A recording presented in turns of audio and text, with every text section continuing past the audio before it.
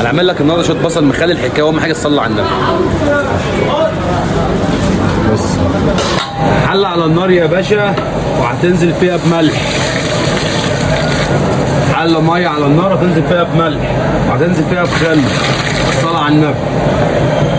قلب يا باشا الحلاوه دي كلها كده في قلب بعضيها.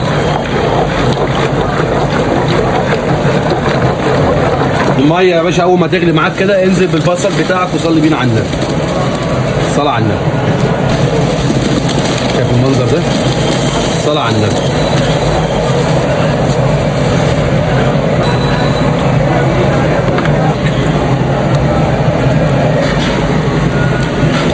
شايف المنظر ده؟ غلوتين ثلاثة يا باشا وتطفي عليه، واهم حاجة تصلي بينا على النبي. بص يا باشا، شايف المية بتغلي معانا ازاي؟ شايف المية بتغلي معانا ازاي؟ لازم المية او الملح والخل على البصل والمية تغلي كده، وتقلبه من تحت لفوق. تقلبه كده من تحت لفوق.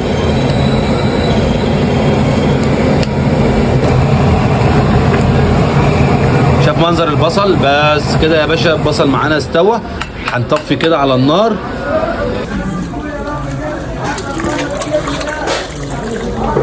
شايف المنظر ده؟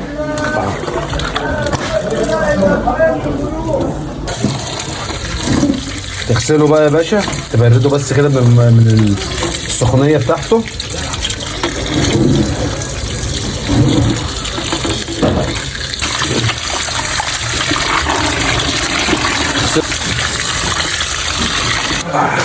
ادي يا باشا، ادي يا باشا البصل معانا اهو بالطريقه دي. بص تاخد البصلايه تقشرها بقى ايه تقشيره، ها بصلايه.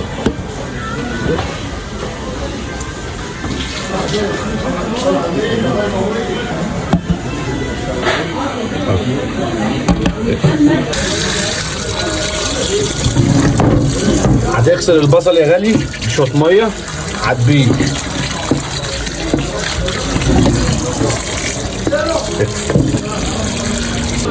هتجيب ميه تحط عليها خل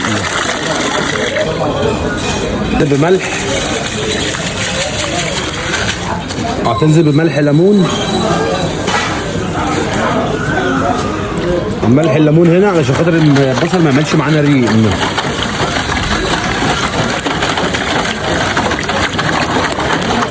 البصل معانا اهو.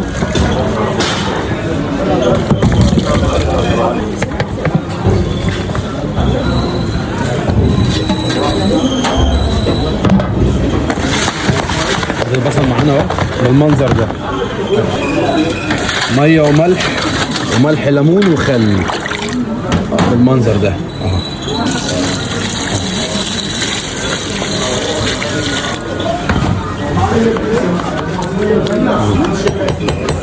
هتحط هنا عصفر ليمون،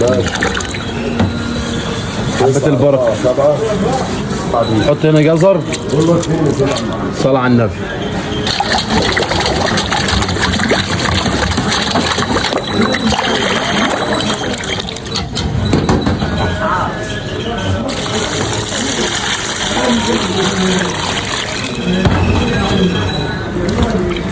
المنظر